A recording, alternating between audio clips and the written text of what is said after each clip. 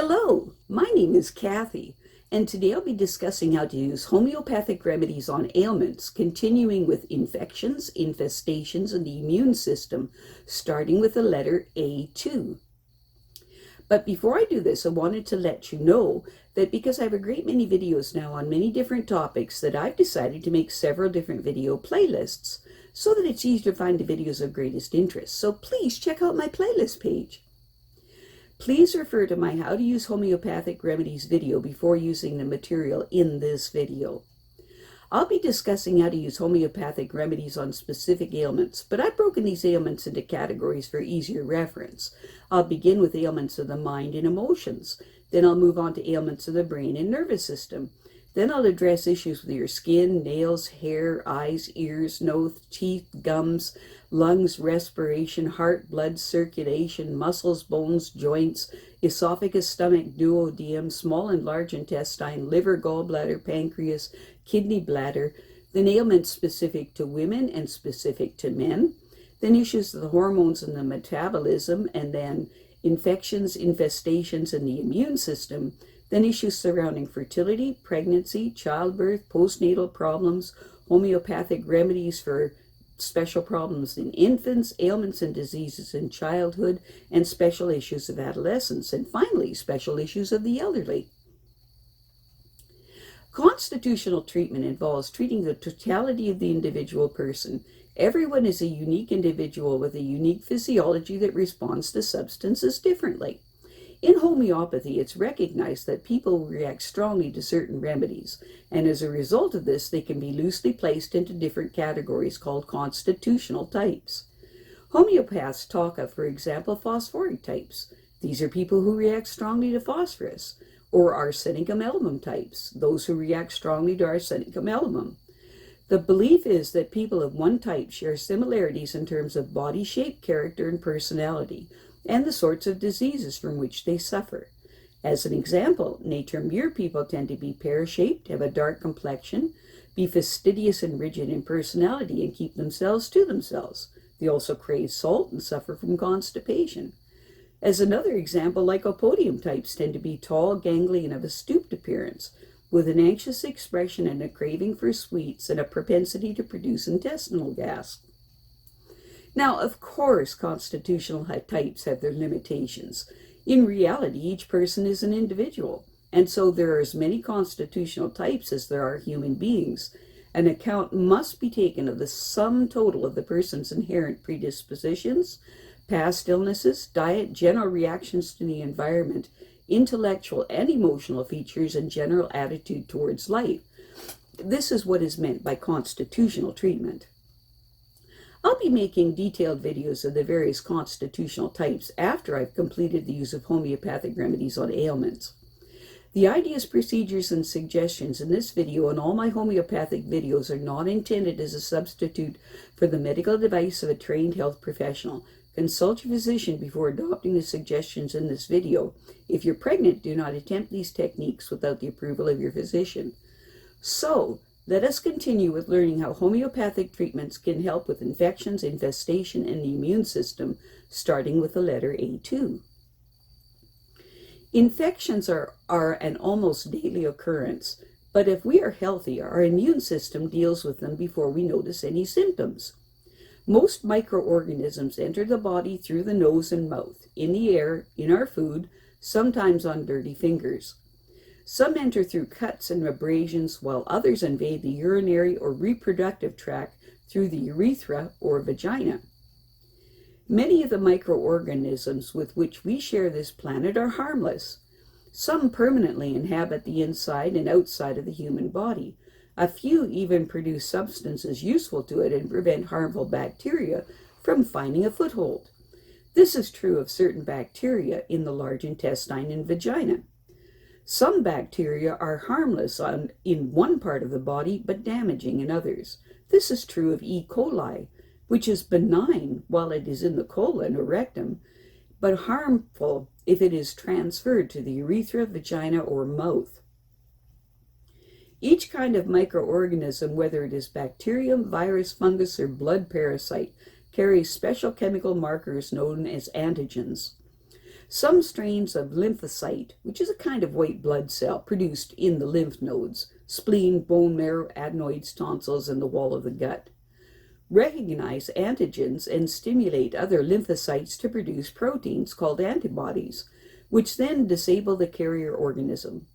Other lymphocytes directly attack and destroy the invading organism. For about 6 months after birth, babies are protected by their mother's antibodies. After that, the immune system is sufficiently mature to start manufacturing its own. Homeopathic immunization does not involve introducing live or dead viruses or antibodies into the body. Instead, remedies are prepared from diseased tissue or secretions using the traditional dilution and succession method. Like other homeopathic remedies, they contain in highly potent form the essence of the source material used. In this case, the essence of the disease organism and its toxins. The body reacts to such remedies, known as nosodes, by sharpening its immune response. The production of antibodies in response to antigens, the so-called immune response, is not the body's only line of defense. The body's first line troubleshooters are neutrophils and macrophages, which are two kinds of white blood cells that constantly patrol the bloodstream and tissue fluids and respond immediately to the chemical and thermal signals sent out by tissues when they become inflamed. If the inflammation is suppressed, white cell activity is impaired. Neutrophils and macrophages gobble up and digest offending microbes, foreign particles, and other noxious elements. The resulting pus is a mixture of necrotic tissue, dead bacteria, and dying white blood cells. Infections can be treated by killing the germs that cause them or by helping the immune system to deal with them, or both, depending on general health and the virulence of the infection. Traditional antibiotics can deal with bacteria, but not viruses. After a course of antibiotics, live yogurt or kefir, eaten daily for at least 5 days, helps to repopulate the gut with the beneficial bacteria that the antibiotics have killed, along with the harmful bacteria that was their main target. Homeopathic remedies improve nutrition, fresh air, exercises, and rest, can restore the coping ability of the immune system. In some cases, homeopathic remedies and antibiotics used together may be necessary. Constitutional homeopathic treatment is always advisable after serious infections. Occasionally, as the result of aging or exposure to certain viruses, bacteria, chemicals, and environmental factors, the body loses some of its ability to discriminate between self and non-self, or fails to recognize and destroy its own abnormal cells. The first kind of impairment leads to autoimmune disease, such as rheumatoid arthritis and systemic lupus. The second leads to cancer. Allergies, distressing reactions to certain drugs, chemicals, foods, and other substances that seem to be tolerated by the majority of people are the downside of having an immune system. Alzheimer's disease. Specific remedies. For marked forgetfulness, the patient forgets what they have seen and suddenly forgets names of people. The memory progressively gets bad. Along with forgetfulness, there is irritability, anxiety, anger, and violent behavior, and the use of foul language. Use Anacardium 6C.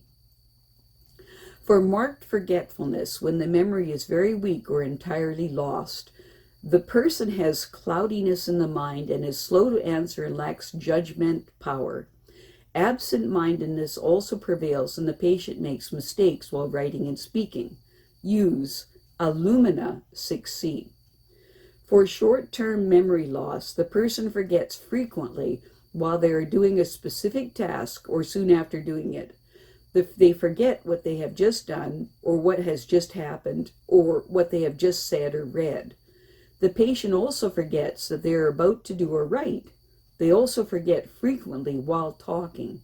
Use Cannabis Indica 6C. For loss of memory for names of well-known persons and places, They forget the names of close friends and family members. The patient also gets lost while conversing and is unable to collect ideas and gives incorrect replies. Use Medorrhinum 6C. That's Medorrhinum 6C.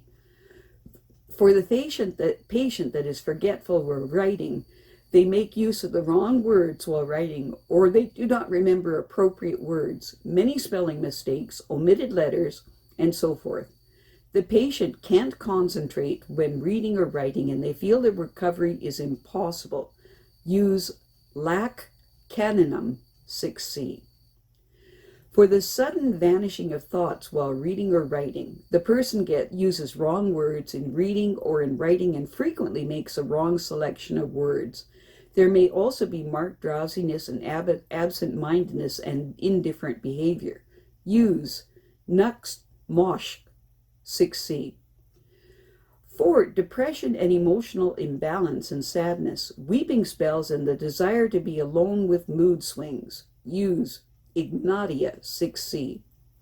For marked exhaustion, fatigue, lassitude, and weariness, along with the general Alzheimer's disease symptoms, and for gloominess, despondency, sadness, and a dull mind, use Phos 6C. For depression with suicidal tendencies and the patient feels worthless and of little importance and feels like they are a burden, even the slightest contradiction is unbearable and leads to acute anger outbursts, use Aurum Met 6C. I have a great many videos now on many different topics, so I decided to make several different video playlists so that it's easy to find the videos of greatest interest. So please check out my playlist page. Well, that's it for now. To stay up to date with my latest videos, make sure to subscribe to this free YouTube channel by clicking the red subscribe button right below this video. Take care.